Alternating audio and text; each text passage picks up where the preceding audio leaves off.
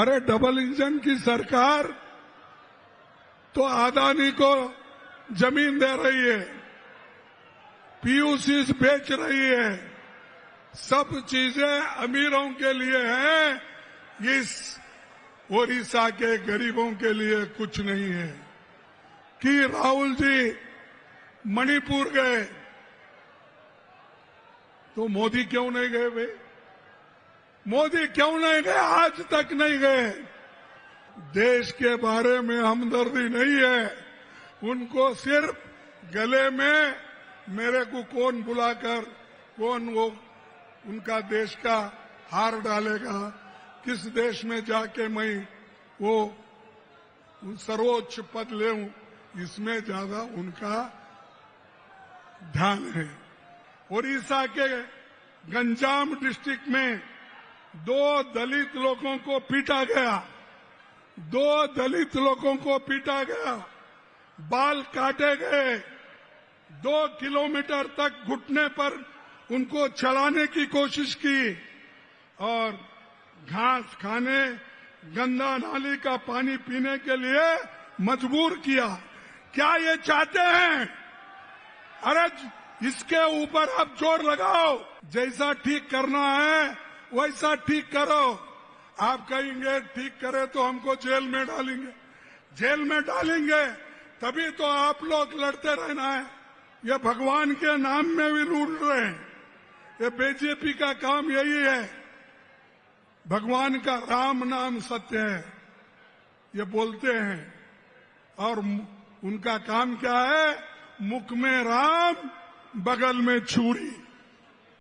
जिसके पास ताकत नहीं, जो आदमी ताकत से नहीं लड़ता, उस आदमी को इस देश के ऊपर, जिस देश का रक्षण करने की हिम्मत नहीं है, उनको हम कभी लीडर नहीं मानेंगे। और दूसरी बात, यहां पर जो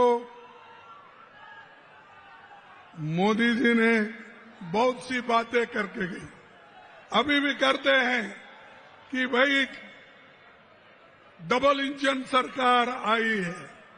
डबल इंजन सरकार क्या है भाई? कौन सा काम कर रहे हैं?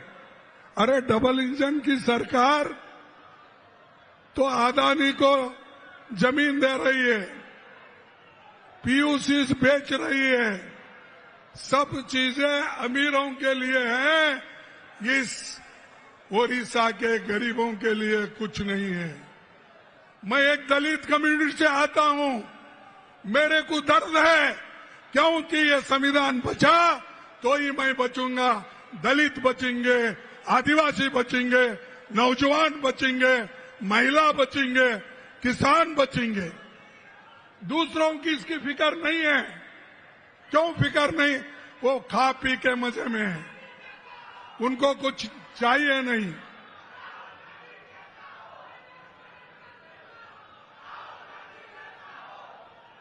अरे जरा चुप बैठो भाई, बाद में तुम्हारा जोश दिखाओ। इलेक्शन आ रहे हैं नजदीक, उस इलेक्शन में अगर जीत के आए तो हम आपके ऐसे 100 ललकार सुनेंगे। थोड़ा पहले सुनने का सीखो भाइयों। और एक बात आपको ये कहूंगा कि राहुल जी मणिपुर गए तो मोदी क्यों नहीं गए भाई? मोदी क्यों नहीं गए? आज तक नहीं गए। 42 विदेश देशों में उन्होंने घूमा, 42 देशों में आज तक गए हैं। अभी भी 8 राष्ट्र का घूम रहे हैं, मालदीव्स को जा रहे हैं। अरे ये सब देशों को आप जा सकते हो, क्यों मणिपुर नहीं जाते? वहां रेप हो रहे हैं, घर जलाए जा रहे हैं, बच्चों की शिक्षा नहीं है, स्कूल बंद है, ये सब हो रहा है। मोदी उधर पैर नहीं रख रहे। इतने जहाज है उनके पास, क्या उनको 1-2 घंटे टाइम नहीं मिलता?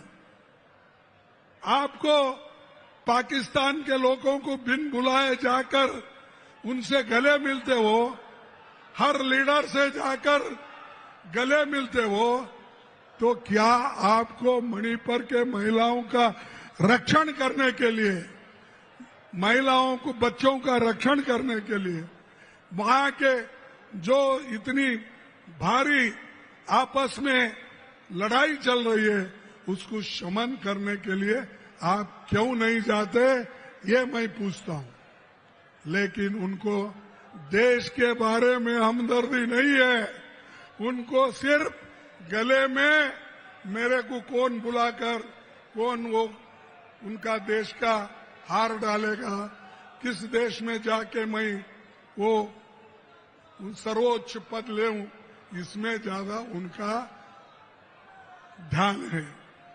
और मैं आपसे ये कहना चाहता हूं कि ये उनके पास पर जाने की हिम्मत नहीं है और वो जाना भी नहीं चाहते। और मैं खास करके एससी, एसटी और अल्पसंख्यक समुदाय के उनके भय को निकालना चाहता हूं। मैं चाहता हूं आदिवासी भाइयों, शेड्यूल्ड कास्ट के लोगों, किसान के जितने भी लोग हैं और युवक हैं, आपको लड़ने का सीखना चाहिए, आप लड़ना चाहिए। और मैं यही कहीं दलित लोगों से भी कहूंगा, आदिवासियों से कहूंगा कि तुम अगर लड़ेंगे नहीं तो तुम निश्चित रूप से मरेंगे। तुमको दबाने वाले लोग हैं, तुमको दूर रखने वाले लोग हैं, मनुस्मृति को लाके तुमको मंदिर से दूर रखते हैं, तुमको हर देवल से दूर रखते हैं। मैं हाल में सुना यहां पर जो एक हालात हो गई,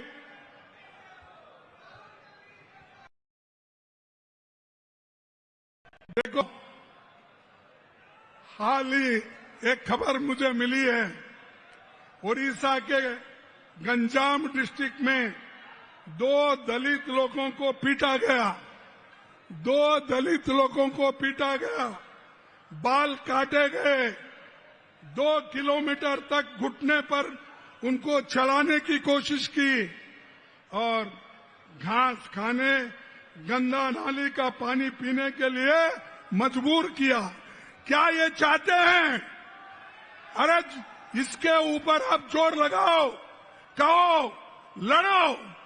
वो छोड़कर अगर हम छोटी मोटी बात करते नहीं तो मर जाएंगे। ये लोगों को, दलितों की हालत बीजेपी सरकार में है, यहां के सरकार में है। हमारी पार्टी लड़ रही है, हमारी पार्टी सत्याग्रह कर रही है, हमारी पार्टी हर जगह एजिटेशन कर रही है, लेकिन सरकार सो गई है।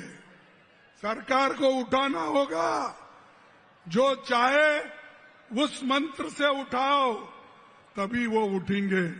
और शेड्यूल्ड कास्ट की हालत अगर ओडिशा में ऐसी है तो आप ध्यान में लो, कल के दिन किसी और जगह ऐसा ही होगा। भाइयों, एक ऑफिसर को भी बीजेपी वालों ने मारा। अरे ऑफिसर को मारते हैं, दलितों को मारते हैं। अगर ये चीज यहां पर चलते गया तो कोई गरीब नहीं बचेगा, कोई दलित नहीं बचेगा। इसीलिए आपको ठीक ढंग से काम करना है। मैं एक रिपोर्ट पढ़ा, विधानसभा 29 मार्च 2025 को यहां के उपमंत्री ने विधानसभा में एक स्टेटमेंट दिया है। 11 महीने में 28,000 महिलाओं पर और बच्चों पर अत्याचार हुए। कितने?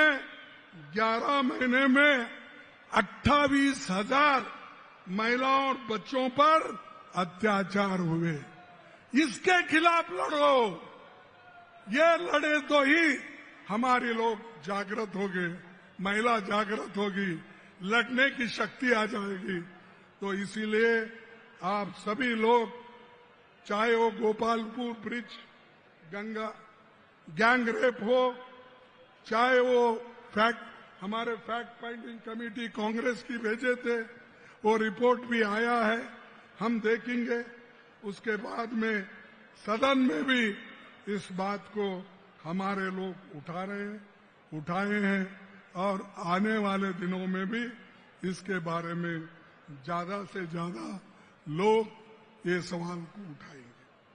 और एक मैं खास करके कहना चाहता हूं, यहां पर कमीशन खोरी बहुत है।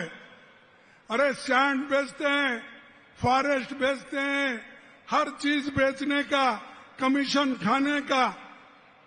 तो ऐसे बीजेपी के लीडरों को, गुंडाओं को आपको ठीक करना होगा। जैसा ठीक करना है वैसा ठीक करो। आप कहेंगे ठीक करे तो हमको जेल में डालेंगे, जेल में डालेंगे तभी तो आप लोग लड़ते रहना है अपने हकूक के लिए। जब आजादी के लिए हमारे लोग, लाखों लोग जेल गए, फांसी पे चढ़े, अपने बच्चों की जब स्कूल बंद कर दिए, तो क्या वो नहीं लड़े? किनके लिए लड़े? क्या ये अपनी हिफाजत के लिए, अपने हकूक के लिए आप इन गुंडों के साथ लड़ नहीं सकते? लड़ना बोले तो मैं रोज उठ के मारा मारी करो वो नहीं बोलता। लड़ना जो बापू ने हमको सिखाया है, सत्याग्रह करना, एजिटेशन करना और सब लोग मिलके काम करना। तो मैं जो अभी याद किए, राहुल गांधी जी ने भगवान जगन्नाथ की रथ यात्रा तक सरकार ने लापरवाही की। वो उसमें 3 श्रद्धालु मर गए, 50 से अधिक लोग घायल हो गए और रथ भी 2 दिन ठहरा।